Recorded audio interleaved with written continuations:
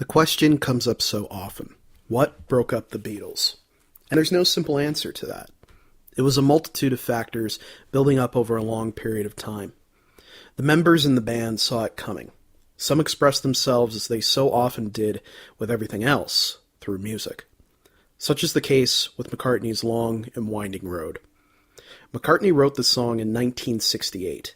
He was inspired by the imagery of his High Park farm in Scotland, which features a twisting and turning 25-mile stretch of road. In writing the song, Paul reflected on the now fractured group he was a part of. In many ways, it was like being in a bad relationship. You couldn't stand it, but you're too scared to walk away into the unknown. Paul channeled what he thought would be a good song for Ray Charles to sing. He recorded a demo of the song during the White Album sessions and actually offered it to singer Tom Jones.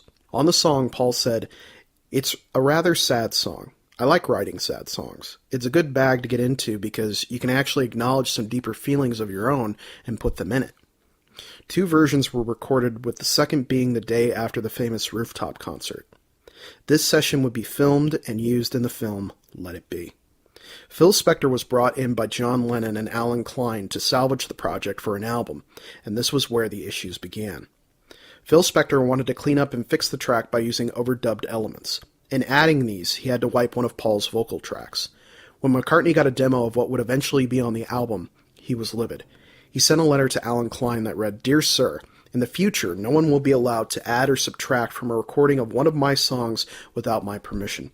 I had considered orchestrating the Long and Winding Road, but I had decided against it. I therefore want it altered to these specifications. 1. Strings, horns, voices, and all added noises to be reduced in volume. 2. Vocal and Beatle instrumentation to be brought up in volume. 3. Harp to be removed completely at the end of the song, and original piano notes to be substituted. And number 4, don't ever do it again." Signed, Paul McCartney. Even though he was very clear on what he wanted done, Spector's mix was what was released.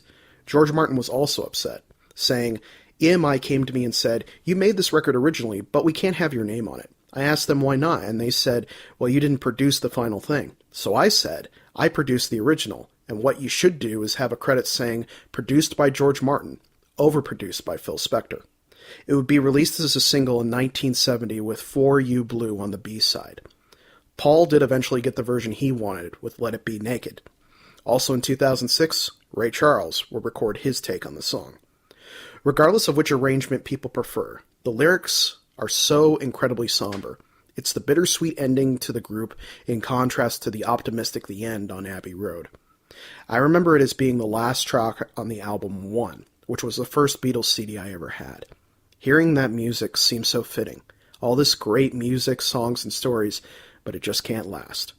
We have to continue on that road.